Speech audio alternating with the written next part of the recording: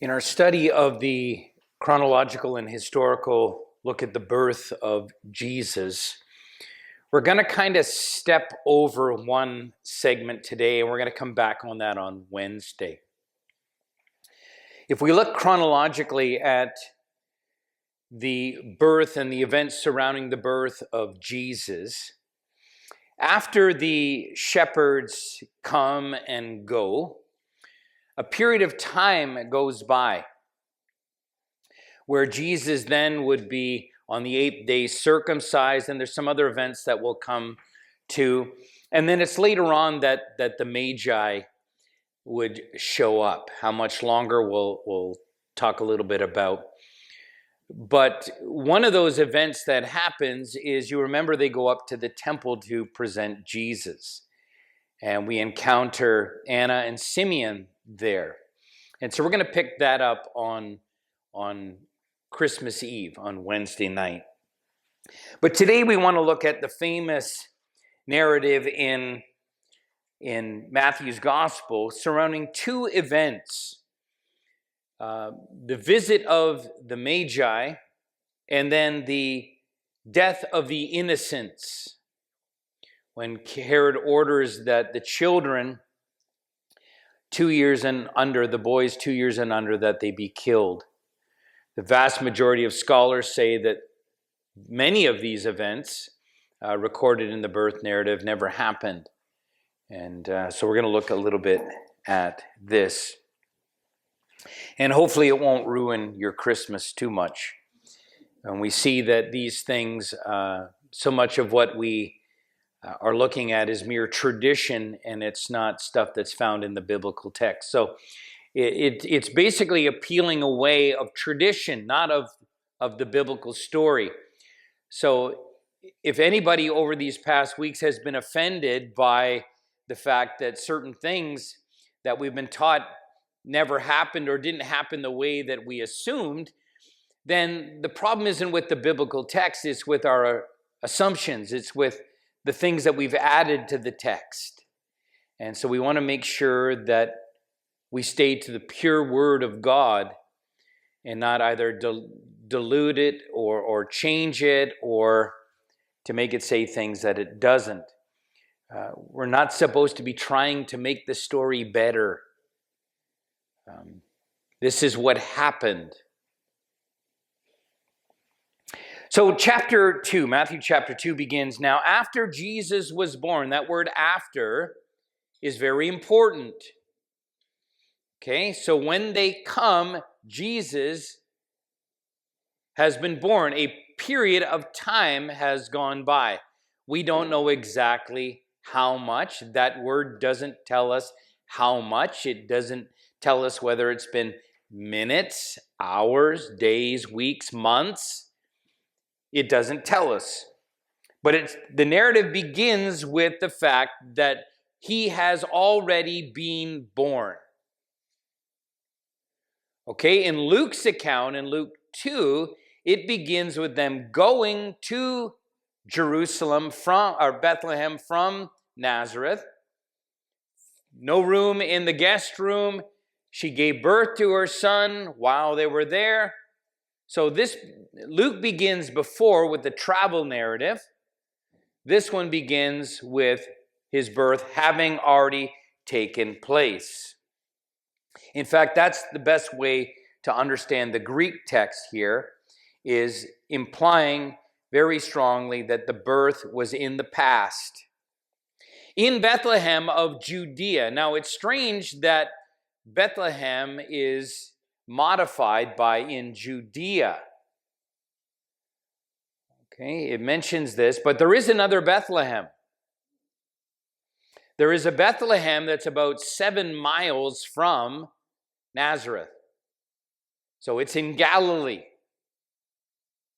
So perhaps this is separating the two. It's much more important that Nazareth is identified, because if you remember when we talked about that, Nazareth is not mentioned in the Old Testament.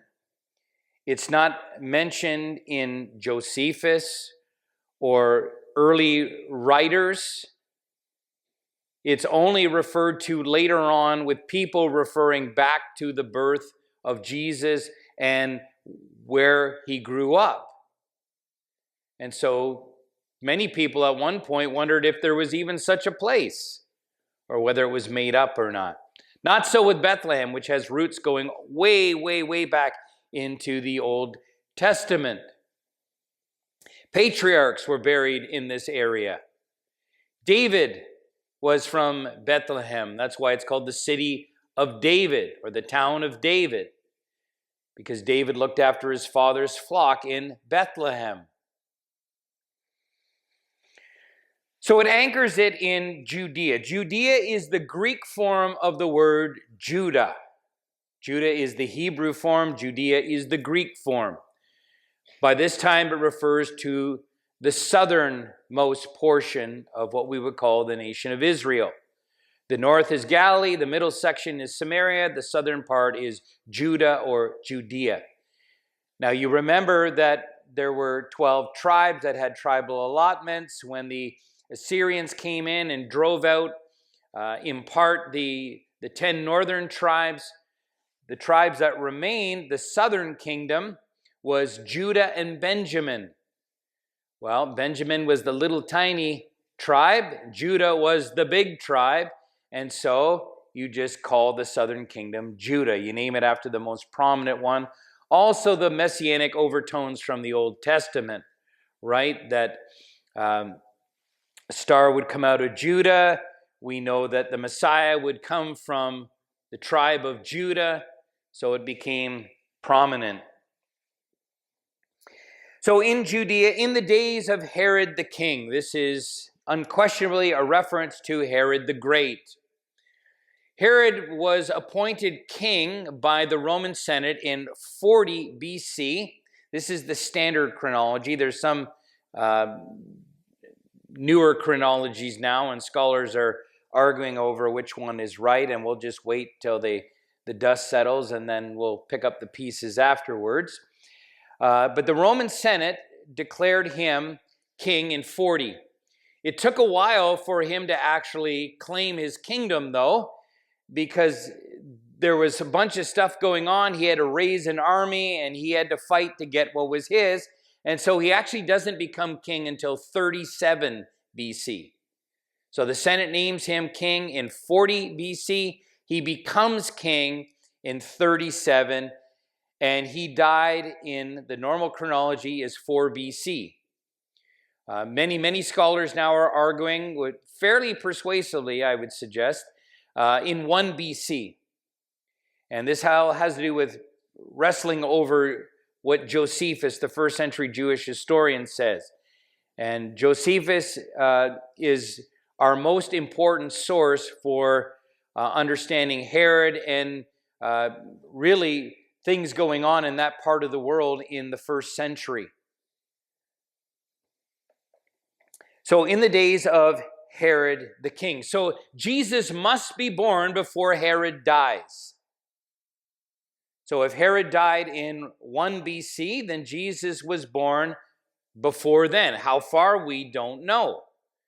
Those who argue that Herod died in 1 usually say that Jesus was born in 3 or 2 BC. Those who believe that Herod died in 4 BC generally argue he died somewhere between 7 and 4 BC.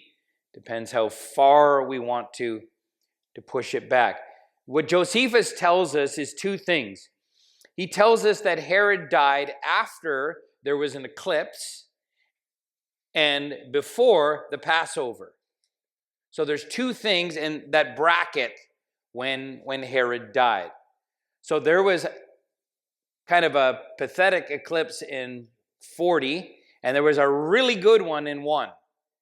So that's one of the arguments for why he was born in 1, because it was a really, really notable an eclipse. And we're able to know these because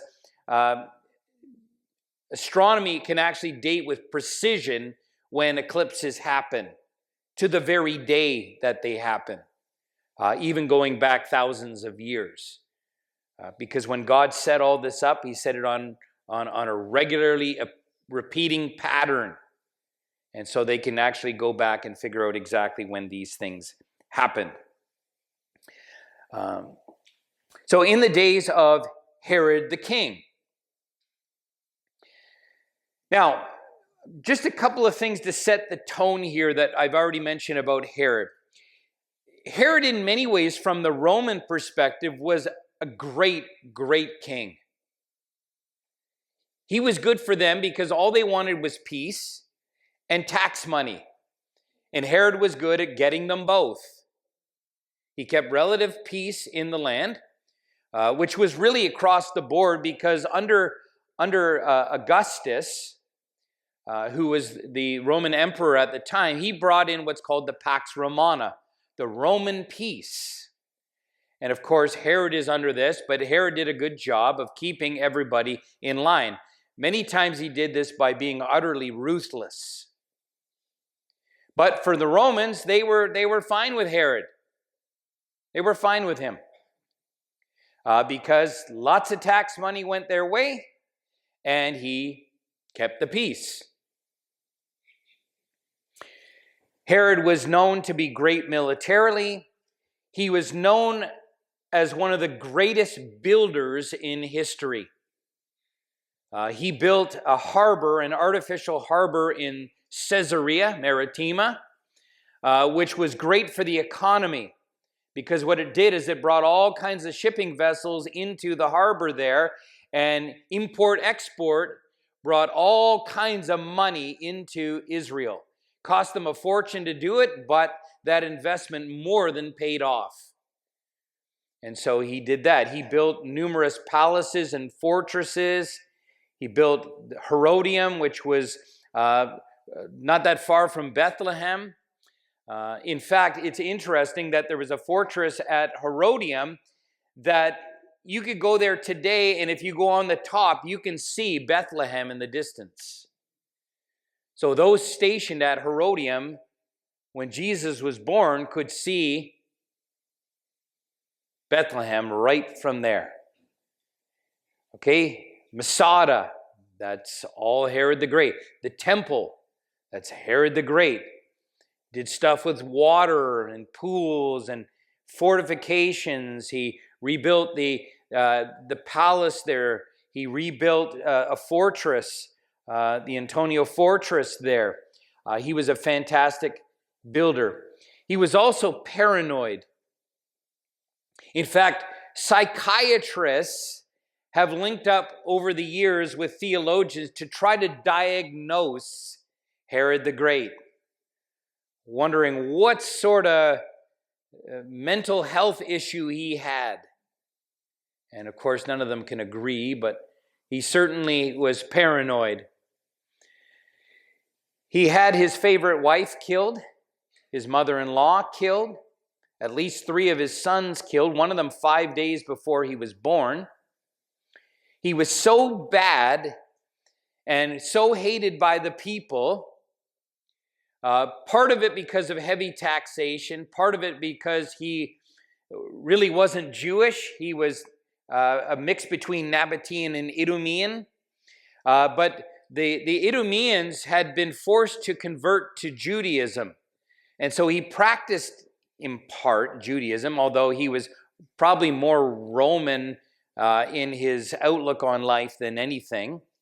But they didn't like him because he's a usurper in their view. He's not Jewish in their view. And so the people hated him, and he knew that he was hated by them. And so what did he do?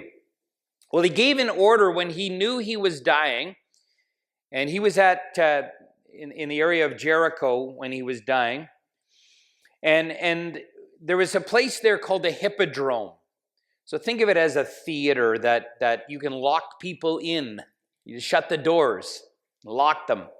And he gave orders to his sister that when he died, that all of these high-ranking leaders, religious, political, all that, were all supposed to be locked up in there. And once they got news that he was dead, and they did this, that soon as news of his death, all of them were to be killed. So that and we're not talking 10 or 20, we're talking hundreds, so that there would be mourning in the land. It wouldn't be over him, but people would be unhappy. Rather than having parties and celebrating his death, people would have something to cry over. Now, thankfully, his sister didn't go through with it. But this is the type of man we're dealing with.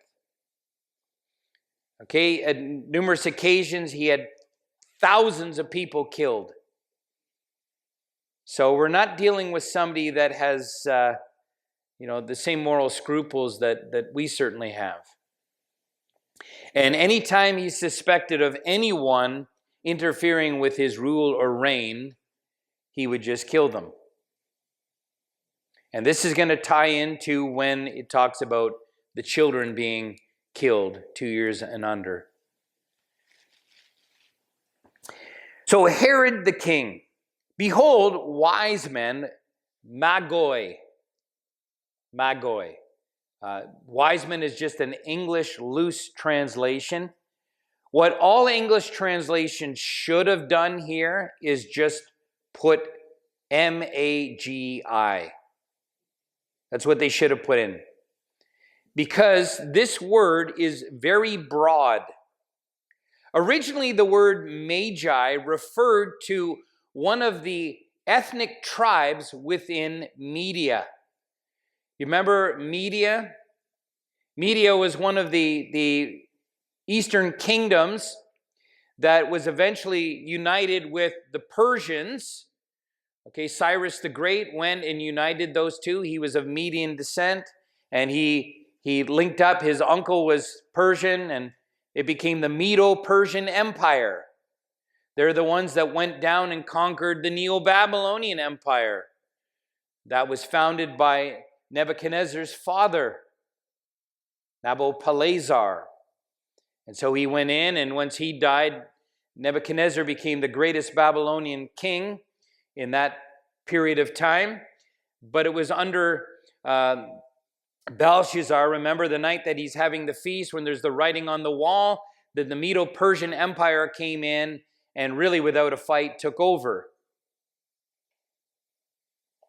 And so originally from that country, Media, those people, it was divided into a whole bunch of tribes. Just like Israel is 12 tribes, Media was ethnic tribes.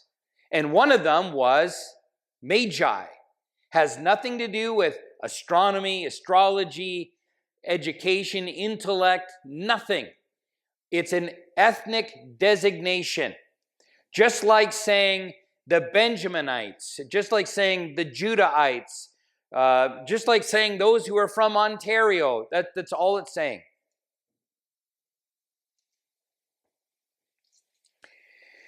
After a while, it became known as the group that had a priestly function. So it was a priestly caste. And they were people who were big on intellectualism. There was at that time, there was rarely any distinction between astrology and astronomy. The two went hand in hand.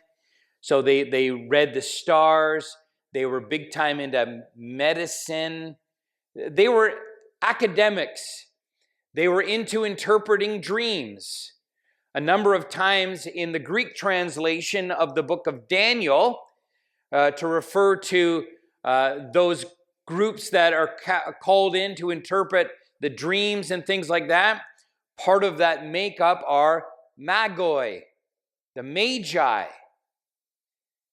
Now, at this time, it's probably not referring to specifically to that tribal group, but to specialists in interpreting dreams and intellects and people that would give good counsel and stuff like that.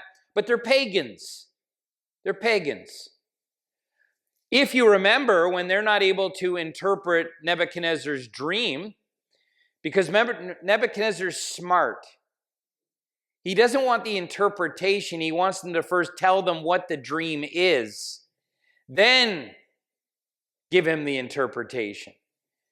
Because he doesn't trust them. He knows anybody can make something up. You can tell me your dream and I could make something up, and how are you going to know whether it's right or wrong? But if you're claiming to be able to speak with the gods and the gods are able to know what the dream is and that, then tell me what my dream was. Well, as the story unfolds, as the narrative unfolds, we know that they're not able to do it, but Daniel is. And what does Daniel become after that?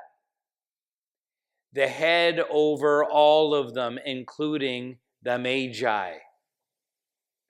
Now, many scholars think that this plays a role, because if Daniel is now in charge of these people, including giving them direction, maybe education, these sorts of things, what do you think he's probably going to add to the curriculum? Well, they're probably going to hear things from the Old Testament. They're probably going to hear things about the coming of the Messiah. They're probably going to know about Balaam's oracle, about a star coming. Anyways, more on that in a second. By the time of the New Testament, the word magi could be used, if the context dictated, in that specialized sense of a true intellectual. I like the way in the recent Nativity movie, Herod says, the wisest of the wise. That's kind of how, in that technical sense, they would be viewed. These are the wisest of the wise. You want to listen to these people because they know their stuff. Yes, it's pagan and all that, but these are the absolute cream of the crop intellectuals. And they know things. But it also had this concept of somebody who was engaged in either astrology or magic. The word magic comes from, the English word magic comes from the word magi. And so it was associated with sorcery. They were also known to be good or bad. You had those who were truth seekers. They wanted to know what was true. And then you had all kinds of charlatans. In fact, there's one of these specifically named in the book of Acts, whom you know as Simon.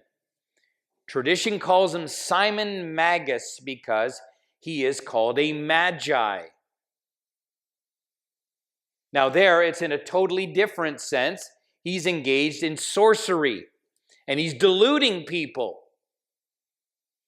There's another one later on called Elymas, which isn't his name, it's a title, but you'll be familiar with him as well. Another bad guy. But these are two Jewish people who are. Generally speaking, the magi, which we actually should pronounce magi. It's like tomato, but it's magi. The vast majority of them are Gentiles. Okay, especially in the technical sense. More on this. So, behold, magi from the east.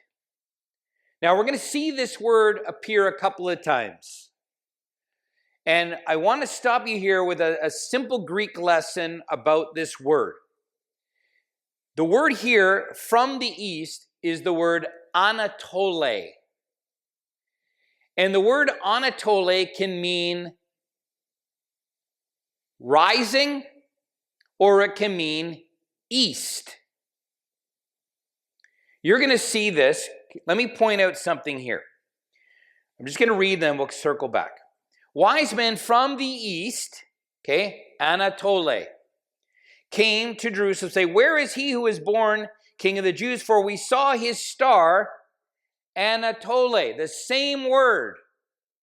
Why is the first time it said east and the second time it's rising? This term, when it's used anarthrously, now there's a big word for Greek, and all it means is it doesn't have the word the in front of it. Okay, in Greek, most nouns, you put the word the in front of it, even though in English we might translate it like a or an. Here, it doesn't have the word the. There's no word a in Greek. Okay, what we call the indefinite article doesn't exist. When we get down to we saw his star when it rose, it has the word the in front of it. It's not anarthrous, it's articular. In Greek, when you refer to north, south, east, west, the points on the compass, the words that are used are anarthrous. You don't put the word the in front of them.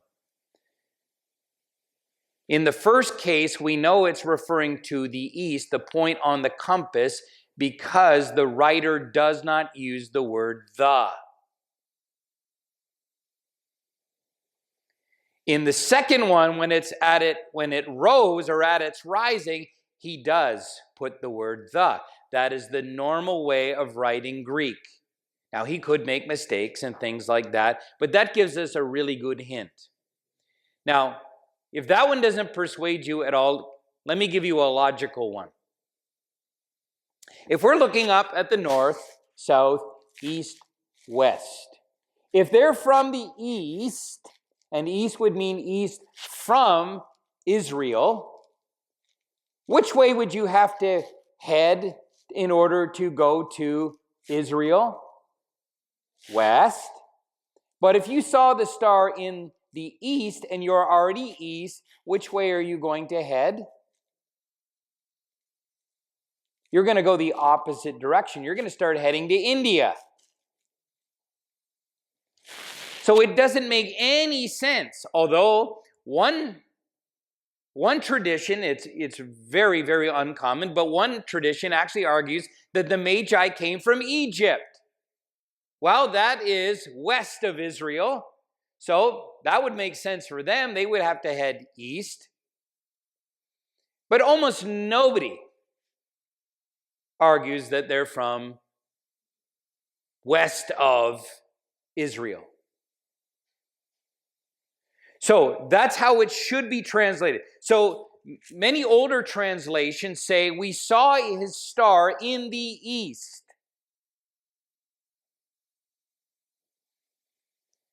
Now, the only way that could make sense, logically, is to say it this way. We're from the east, and we saw the star from where we are. In other words, it's a second reference to the fact that they saw the star from a location east of where you are.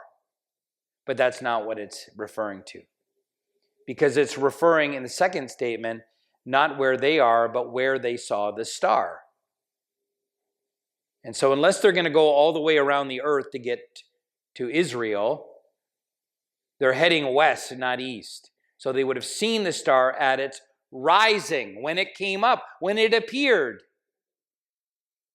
By the way, both of those are the normal translations of the word. In other words, it's not one is 99.99999% and the other one is an extremely, extremely rare occurrence and we're just grasping at it. No, this is the two common uses of this word. It means east and it means rising, depending on the context. The sun does what in the east? Okay, that's why those two go hand in hand. And it sets in the west. It actually doesn't rise or set. That's for a different day. So behold, magi from the east came to Jerusalem. Now, we're going to talk a bit about them coming and things like that, but they're of limited knowledge, right? Because, as we're going to read, but you already know the story, they come to Herod and they ask, where is, and Herod asks his scholars, where is the Christ to be born? And where does it say? Micah 5:2, Bethlehem. So, obviously, the Magi have limited information. Otherwise, wouldn't they have gone to Bethlehem? So they don't have that peace. They don't have that peace. Why go to Jerusalem? Well, if that's the capital and that's where the king is, wouldn't you just assume that that's where the king would be born? If you have limited knowledge, all you know is that a king of the Jews has been born, you're going to assume he's probably born in the palace. So when they say, where is the one who has been born? They're probably thinking Herod's going to turn around and pull this baby out and go, here it is. It's in the palace.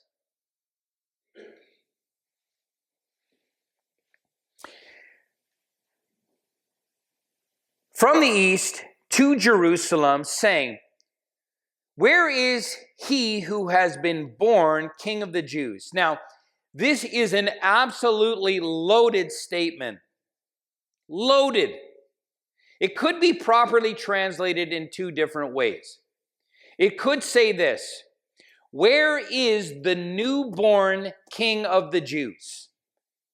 Or it could be translated, where is the one who has been born King of the Jews? Slightly different translations, but they're both emphasizing the same thing. No one is bestowing kingship on him. It is his by birth. Now, in the verse preceding, it says, in the days of Herod the king. What about him? Where did his kingship come from? From Rome. Where did Jesus come from? God. You remember, it is God who established his covenant with David, that on that throne would come the Messiah. And even the whole concept of kingship in Israel is a regency under God who is king. David is never more than king under God. He is a regent under God. It's a theocracy, meaning God rules. But Herod, no, he didn't get it from God. He's not even legitimate from a theological perspective. Some have said if you're going to push for a legitimacy for Herod, it would be through his favorite wife, Mariamne, or Amne, it's spelled differently, who had some loose connections back. But those connections were gone because he killed her.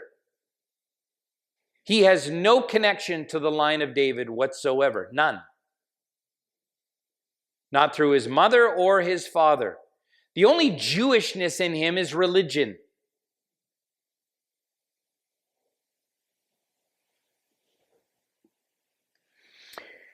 So where is he who has been born King of the Jews? This has to be messianic, and Herod understands it as messianic because when he inquires, he asks, where is the Christ to be born? The Messiah. So there's no disconnect between the question of the Magi and what Herod is looking for in answers from his religious leaders, and his scribes and his scholars. Where is he who has been born king? For we saw not a star, but his star. Now, to be honest, nobody knows what this is. There are so many theories about what the star is. We don't know what it is. And if anybody says they know with absolute certainty, they're wrong. We cannot know what this is. And there's two reasons why we can't know exactly what this is. There's two errors that people can fall into. One area is to demand that it must be 100% supernatural. That is, God couldn't have supernaturally used a natural object. And the other error is to make this anti-supernatural, we'll remove any miracle at all, and it just becomes some physical thing. And both of those are erroneous. Yes, it could be completely supernatural, and that's what I'm going to suggest to you. But to argue that God couldn't have used, a constellation of planets, a conjunction of planets, or these sorts of... God can do what he wants, right? So unless we know exactly, we cannot be dogmatic. So all kinds of different things. Some have suggested Halley's Comet, which you're all familiar with. The problem with that is Halley's Comet went by about 12 BC. It's way too early. Way too early. Some have suggested a supernova. That's when a star explodes and it becomes a very, very bright for weeks or months. Hardly anybody holds to that. Some think it was a brand spanking new star. Some think it was a conjunction of planets. This is what Kepler argued. That happens every maybe 800 years or so. Apparently what Kepler thought, the next one won't happen for us until about the year 2400 and something. So I don't think any of us is going to be around to see that one. But there's been all kinds of things. Dale Allison, one of the leading New Testament scholars in the world today, has suggested that it's an angel. Because often angels and stars are in the same context. You remember in the book of Job, it talks about the stars singing over creation. But there in the context, there's parallelism where those stars are angels. So what he does is he just starts citing all kinds of, literature from way back when and says, see here, it's an angel that was guiding him. That's not very likely at all. So you can go through and read, and there's theory after theory after theory. But we don't know what it is. Even the word star is a vague word. It means wandering planet. So all it means is some bright light up there. But if we want to check this one off our list and just kind of skip ahead here, this is why, from a theological point of view only. So forget science, astronomy, any of that stuff. This is why I think it has to be something that is completely supernatural. Obviously, the magi, wherever they're from, they interpret this as a celestial thing. It's a bright light, but it's not identified. They assume it's a star of some sort, and star representing comet, planet, some bright light up there. Notice what it says. We saw when it rose and have come to worship him. Now, that doesn't say that they followed the star the whole time. They could have. All it says, we saw a star, it gave us a sign, we came to Jerusalem. That's all it says. So don't read too much into the text. That's all it says. They could have followed the star, but it says, we saw its star when it rose and have now come to worship. So whether they saw a star and it was not, they couldn't tell that it was over Jerusalem, but somehow they put two and two together and figured out, hey, there's a birth of a king in Jerusalem. Let's go. Now, there could be more to it, but the text doesn't tell us this. When Herod heard this, oh, by the way, when it says here, and have come to worship him, don't put too much into worship. Don't put theology in the minds of the magi that they may not have had access to. Okay, let's skip ahead. That's what I said we were going to do, and then I went back. But let's skip ahead because it said here that they saw the star when it rose. We've come to worship him. But notice what it says after Herod says, go and search diligently for the child.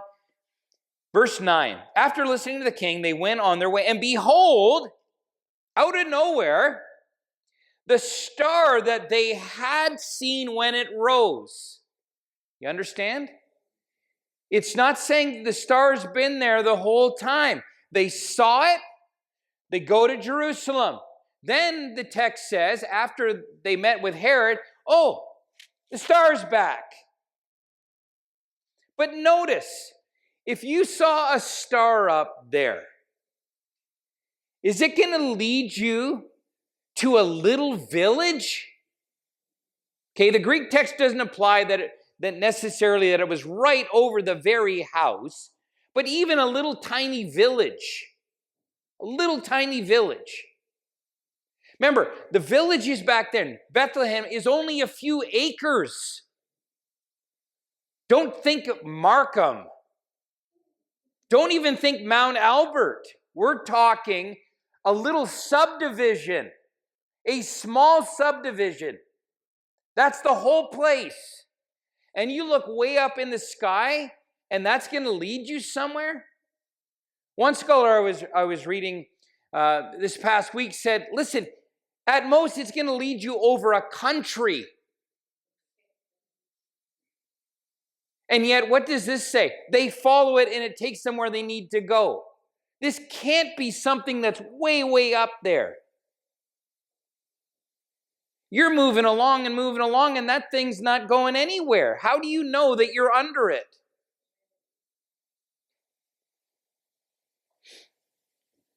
So they said, when behold, the star that they had seen when it rose went before them. That's kind of strange, isn't it? Now, put on your Old Testament caps, because remember, Matthew, according to tradition, was originally written in Hebrew or Aramaic, and it's written to Jewish people. And the assumption is Jewish people in the first century would have been familiar with what? The Old Testament. So when they're hearing these things, they're always filtering it through the Old Testament. Now, if you're thinking of a bright light leading people, what are you automatically going to think of? The pillar of fire leading the nation of Israel through the wilderness. Now, what do we call the pillar of cloud? What do we call the pillar of fire? What is the technical term for something like that? Or the burning bush? A theophany. It is the presence of God manifest in something. In a burning bush, in a pillar of cloud, a pillar of fire. Or it can be in a human form, like the fourth person in the fiery furnace. It could be like an angel. So when Manoah and his wife, Samson's parents, saw this angel, later on, Manoah says, we're going to die because we saw God. That's not what God looks like, but God took on a form, a theophany. So I think what's going on here is, remember, we are told that in the major prophets that Israel didn't even know that the presence of God had left the temple, right? Later Judaism called this the Shekinah, the presence of God. They didn't know that the Shekinah had left. It had departed. In fact, I think it's Ezekiel talks about it leaving, and it's kind of doesn't go instantly. It actually starts going. And it kind of slowly goes, almost like, is anybody going to notice this is happening? And of course, nobody does. But this has to be supernatural. Can't be something a billion miles up there. There's a reason why sailors can look at a star and they know what direction it's going. It's because they're always going to be relative to that and knowing the compass. If it was lower down, not as reliable, but it's like a fixed point up there. It's not leading you to a village. I get that the language is personified a little bit here, but it says that it went before them until it came to rest or stop. This can't be something merely natural. They don't stop. Where are the brakes? Stop over the place where the child was. Now, over the place doesn't mean it had to be over that exact house. They probably went and inquired. That's what most scholars suggest. It could have been over the house, though. If it's God in theophany, could have rested right over that house. But not if it's a star, a comet, a conjunction of planets. None of those is going to work. Okay, so it rested over the place where the child was. Okay, back up. So what's the star? I don't know. But it's supernatural, whatever it is. It appears, disappears. It moves so that they can follow it. It stops. And it's got to be something that can lead them to a small village that would be the size of a small subdivision nowadays. Remember, I'll give you the number now, but Nazareth only has maybe 300 to 500 people. It's not a metropolis. It's a small village. And I know I've talked to some of you that if you see pictures or drawings or even go there today, the houses, you think your house now is built on top of your neighbor's?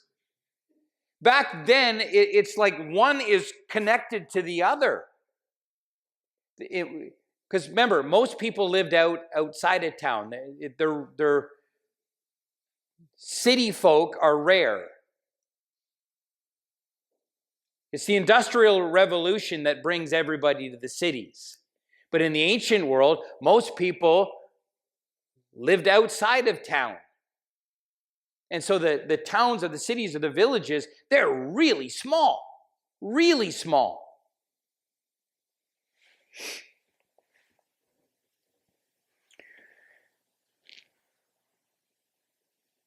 When Herod the king, verse 3, heard this, he was troubled. Now, I don't know why he's troubled. Not exactly.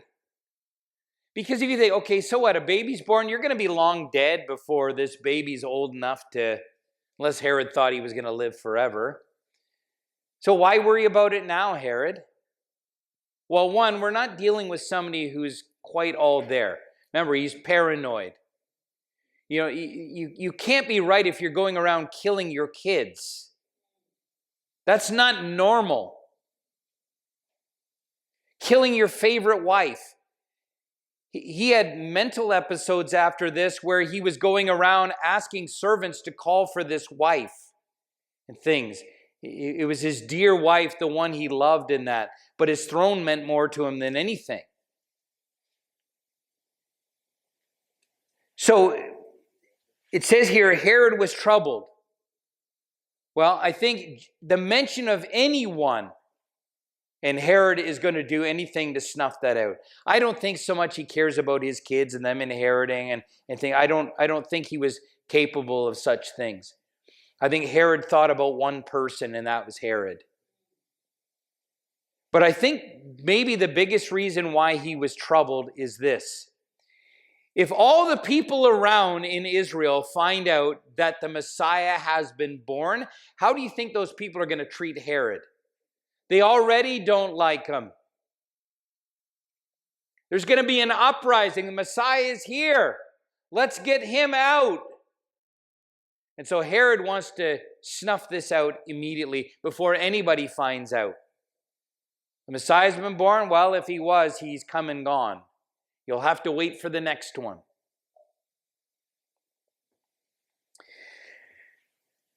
Okay, and it says in all Jerusalem with him. That's because when Herod got angry, he took it out on other people, and it might mean that a lot of people are going to die because Herod's not happy. Remember what he planned for when he was dying? Okay. And assembling all the chief priests and scribes, basically all the Bible scholars, he inquired of them where the Messiah was to be born, the Christ was to be born. They told him in Bethlehem of Judea, for it is written by the prophet. And Matthew changes the wording a little bit here. Okay, he's kind of making it clear for people. But if you go back and read Micah, it says the same thing in principle. It says, but you, O Bethlehem, in the land of Judah, are by no means least of the rulers of Judah. From you shall come a ruler who shall shepherd my people Israel. Okay, so they interpreted that as a messianic text. Okay, when Micah is writing, Israel is not in a good way. And so they're prophesying that a deliverer for Israel would come. And this is the deliverer. So this was interpreted messianically. Then Herod summoned the wise men, the magi, secretly, and ascertained from them what time the star appeared. Now, this is important, and more scholars are mentioning this, and people, for some reason, had forgotten this. But when we're trying to figure out the time period between the birth of Christ and the coming of the Magi and Herod II, we're thinking of it that the Magi must have got there 2 years later or a year and a half later. But the problem is it's not when they left, it's when did the star appear? When did the star appear? Maybe they left 6 months later. Maybe it took them a while to figure out what it was.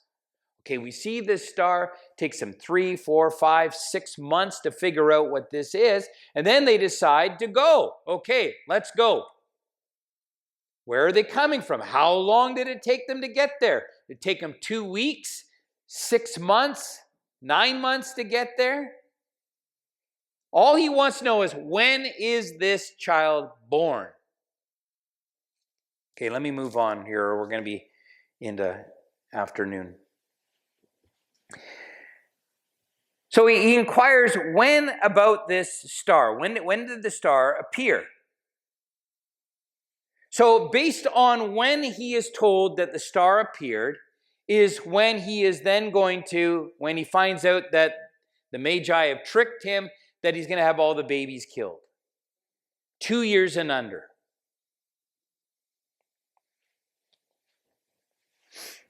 So he says, go and search diligently for the child. When you have found him, bring me word so that I too may come and worship him.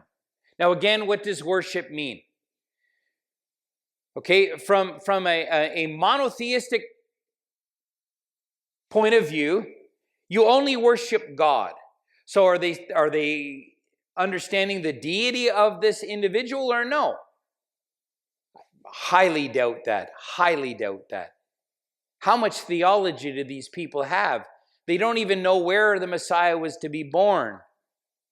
They just know about the Messiah. Jesus' disciples didn't connect him with deity, even though he kept telling them.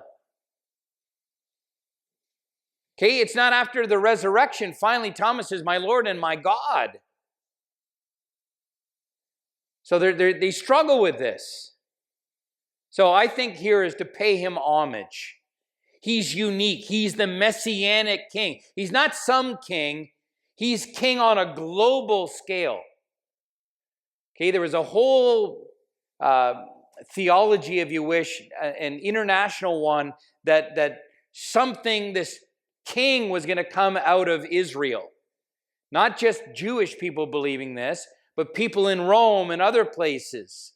And they have to be picking up Old Testament language that had somehow matriculated all through through the empire and through the world, probably going back especially to the time of Daniel. So he says, I too may come and worship.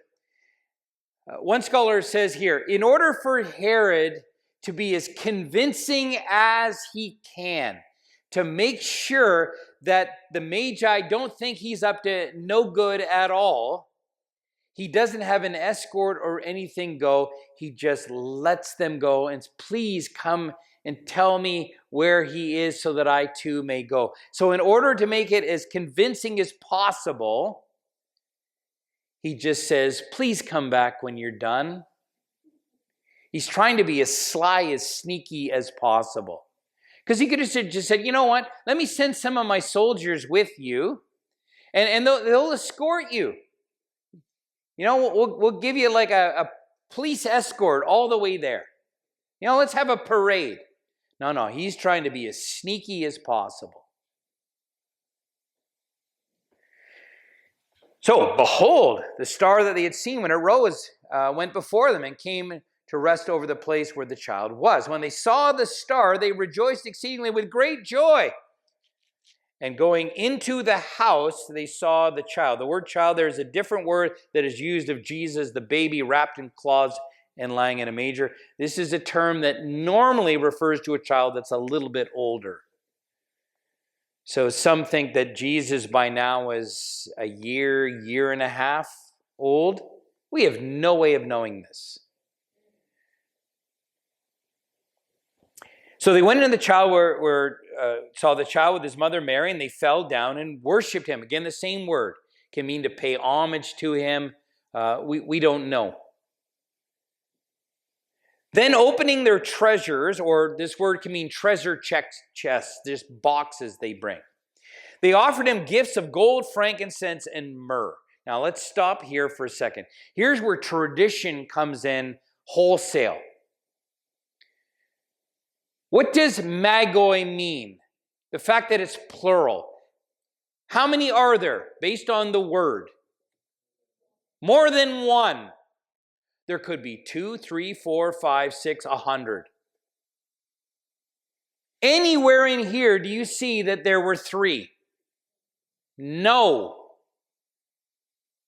Tradition, according to one scholar, Edwin Yamauchi, he's an evangelical historian and theologian, he says, in the early tradition from the West, the number fluctuated between 2 and 4. Some traditions said there were 2, some said there were 3, some said there were 4, and eventually they settled on 3 because there are how many gifts? Presumably 3 gifts. There's at least 3 kinds of gifts, but we don't know that there were only 3. Maybe there was 3 chests of gold, 5 of myrrh, 2 of frankincense. We don't have any idea. It just said they opened their chests and they gave gold, frankincense, and myrrh. In the Eastern tradition, especially in what's called the Syriac church, there wasn't 2, there wasn't 3, there wasn't 4. The common number was 12. We have no idea how many there were. Most scholars now think it's highly unlikely there was 3. It was probably an entourage. So, we sang this morning, we 3 kings of Orient are. Okay, 3 mistakes in that first line. Mistake number 1, that there was 3. Now, it may not be a historical mistake. Maybe there were 3, but the Bible doesn't tell us. Nowhere are they kings. In fact, nobody today argues that they were kings. Many think, if anything, they had a priestly function, but they're pagans. Now, they may be monotheistic pagans, and they may be those who are searching for truth. We see this in the Bible. We see people who are pagans that when they're confronted with the living God, they convert. Anybody heard of Jethro? Okay, he was a pagan priest.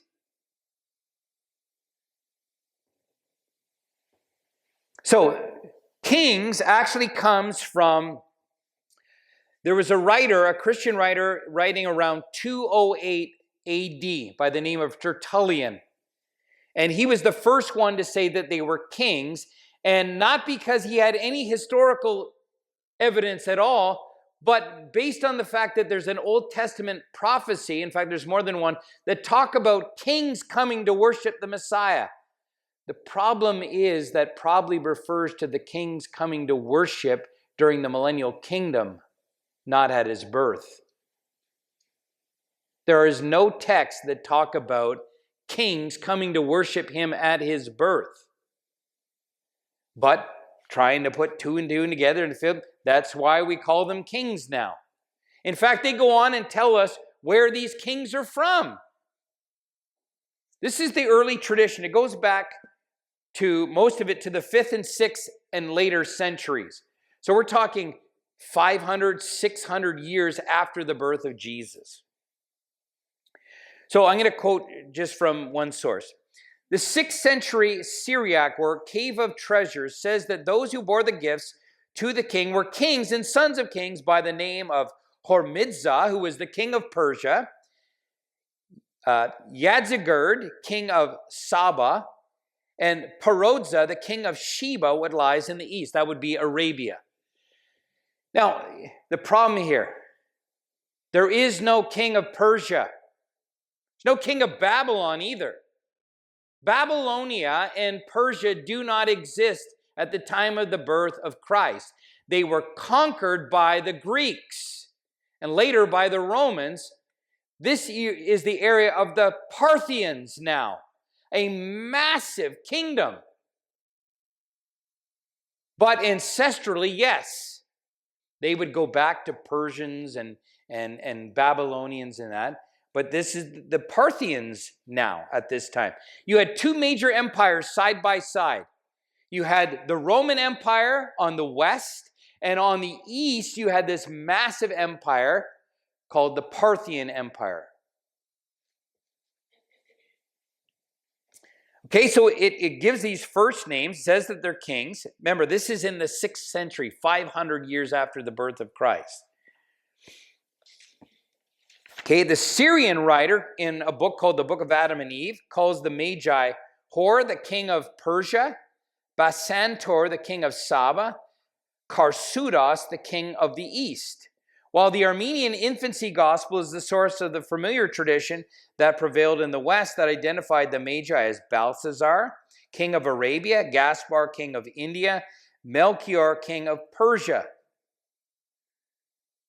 Okay, and another source called the Syriac Book of the Bee mentions at least 30 other names. Okay, they could be Parthians, Assyrians, Medians, barbarians from Tharsis and the Isles. We have no idea where these people are from.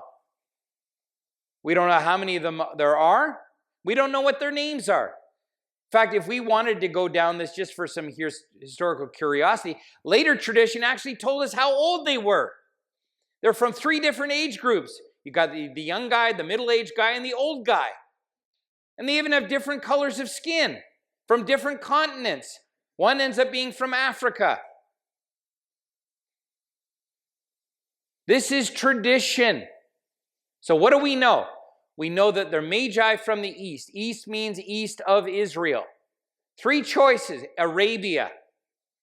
Arabia there refers to what we would call Edom. So to the east and to the southeast of Israel is the kingdom of Arabia.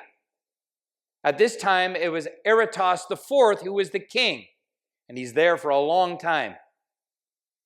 So we have this kingdom there. Now, this is becoming more popular nowadays. All of the third choices, it's still the minority view, because gold and frankincense and myrrh were from this area. Frankincense and myrrh were rare items, and they were found in Arabia. The most common view is that they're from Babylon or from Persia. Many think Babylon, and this is probably the predominant view in many regards because of the association with Daniel. Where are they getting their Old Testament information from? Well, they probably got it from Daniel. Numbers 24, verse 17, Balaam talks about a star coming out of Judah, that there's a star coming. Well, star. Okay, this has got to be the Messiah. So we don't know what their names are. We don't know how many of them. We don't even know where they're from. We don't know.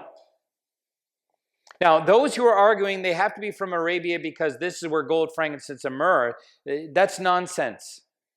Just because those are where those things are produced doesn't mean that people outside of those areas don't have access to them. They do. These things were traded all over the world and they're of value. Now, we sang today a song that talks about the symbolism of all three of those: gold, frankincense, and myrrh. The problem with this is that gold was just used as currency everywhere you went. It's like today, the American dollar, you got American dollars, you can go and spend them anywhere in the world. Everybody wants American money. You go to some place in the world, you try to give them Canadian dollars, and they're like, no thank you. You got anything else? They don't want that. They want American money. That's why if you go to places, and they'll often tell you, bring American money. Okay, because that's the universal currency. Well, in the ancient world, you got gold, that's universal currency. Everybody wants gold. So there's no symbolism there.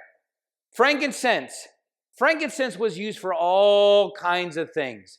Used for incense, people smelling it. It was used in medications, cosmetics. It was used all kinds of different. Same thing with myrrh. These things weren't just used for one thing. Yes, myrrh was used in embalming and at funerals and stuff like that, but it was used for all kinds of other things. Even Jesus was given a drink with myrrh in it. It was used to numb people. Now, I'm not saying there couldn't be, symbolic value to them. The problem is the Bible doesn't make any use of the symbolism, so why are we? If Matthew's trying to get across, hey, they brought frankincense, it's referring to this, they would have to be speaking of far more than what they know. So please do not read all the symbolism because the Bible doesn't. You're in danger now of reading things into the Bible and separating fact from fiction by introducing fiction. Okay, I'm just about done here. So when did they arrive? I don't know. But I know that it had to be at least 40 days later.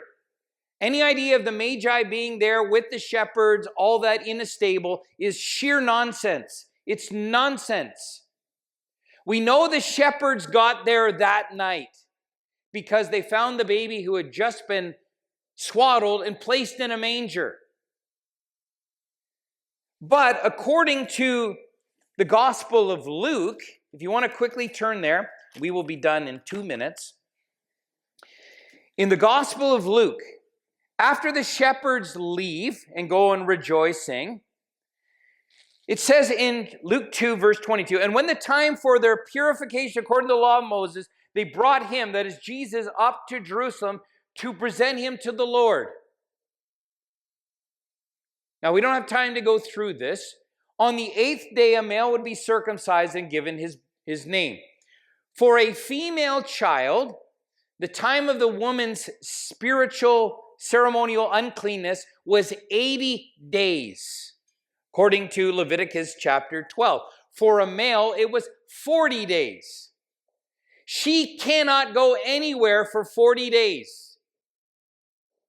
So after 40 days, they can then go up to the temple, and according to Leviticus chapter 12, they were to offer 2 sacrifices for that child, for that firstborn child. They were offer a 1-year-old lamb, and then they were also to offer another sacrifice.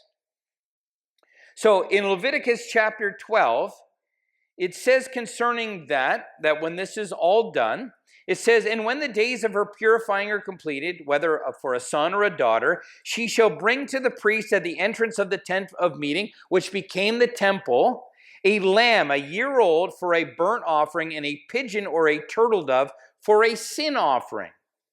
And he shall offer it before the Lord and make atonement for her. Then she shall be clean. Okay?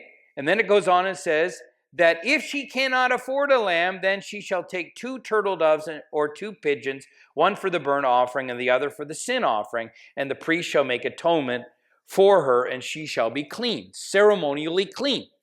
Now, in Luke, it says after the 40 days, they go up and they offer 2 turtle doves. That's what it says. If they got caskets of gold, frankincense, and myrrh, they more than have the money to offer the sacrifice. We were already told, and Joseph being a righteous man, you think these people are not going to do what's right? They would spend their last dime in order to offer the right sacrifice in order to honor God. They don't. Now, do you think then that the magi show up the night of his birth, they run down to Egypt, they hightail it back after 40 days, and then offer the sacrifice? You think that's what's going on? It's impossible. So I don't know how long after that Jesus was born that the magi show. I don't know. Herod, it said, killed all the babies 2 years and under. Some ancient traditions are so ridiculous that I think the highest one is like 36,000 kids dying. The most competent number is that probably 6 to 7 kids were killed.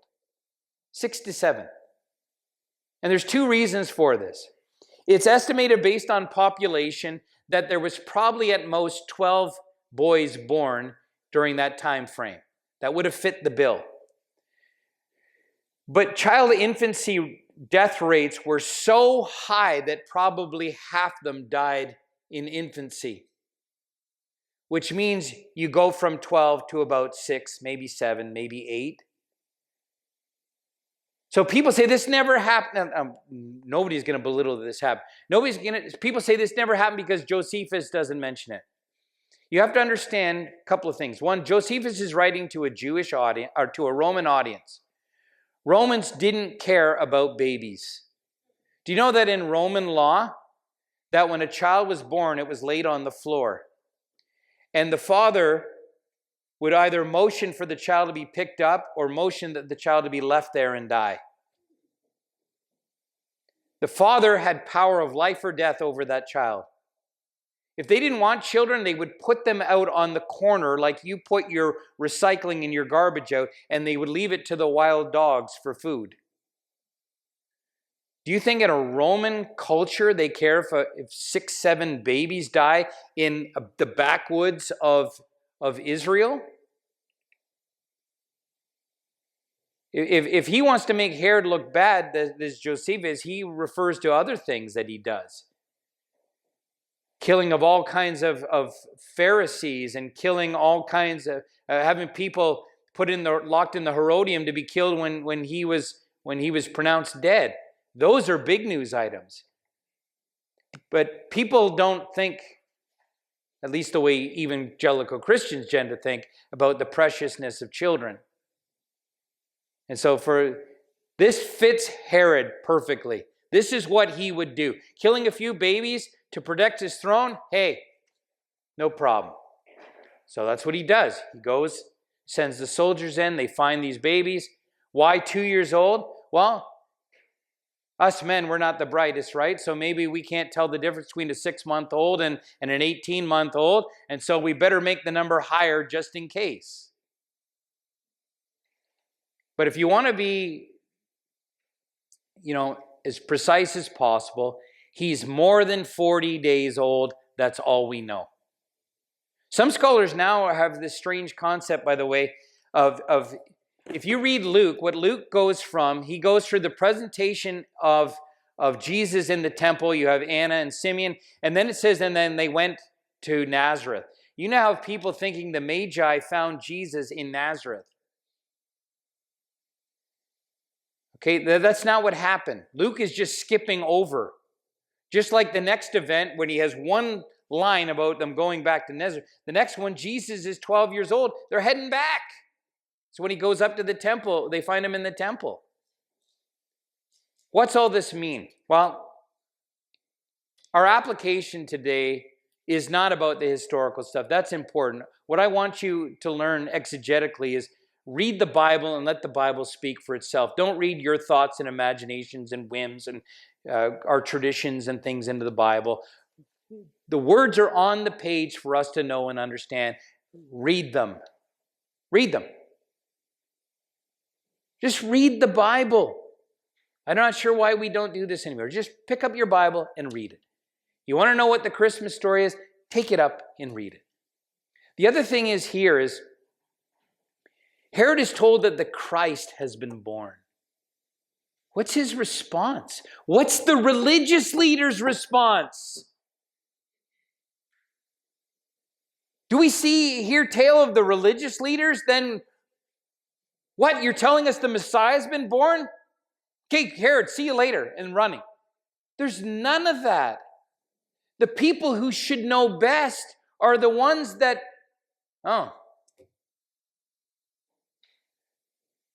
But these pagans, these Gentiles from the other side of the world, they come because they know something significant has happened. Something important has happened. Okay, the birth, life, death, resurrection, ascension of Jesus, that is the most significant historical event in the history of the world. And yet we are numb to it. Why are we not running to the one who has been born, King of the Jews, and all its significance that the King of the Jews is the one who is going to take care of our sin problem, who is God incarnate? And so all of this is to get away from all the expansions and things like that and get back to the core of the story. And the core of the story is that God has come. And he came with a purpose, with a mission. God came for you. God came to save you from your sin, your rebellion, your recklessness, your defiance against him, shaking your fist at Almighty God and saying, what right do you have to tell me what to do and how to live my life? But a God of such infinite love came to this earth, was born in such a small, insignificant place. He wasn't born in a palace with a silver spoon in his mouth. He was born in a peasant home to peasant parents and lived a peasant life and died a cruel death, all because he loved you and was willing to take your sins upon himself, be nailed to a cross and die a horrible physical death, but even more than that, taking the punishment of your sin when the wrath of God was poured out on him. This is Christmas, folks. We have something to celebrate, so why aren't we celebrating? Praise God. Thank you, God. Glory to God in the highest. Yes, have a party, but celebrate him. Okay, your birthday's coming up. Somebody has a party for you, and they're celebrating everybody else. How does that make you feel? What sense does that make? So why are we celebrating materialism and comfort and all the stuff we want, food and friends and family, good stuff, when we can celebrate Christ?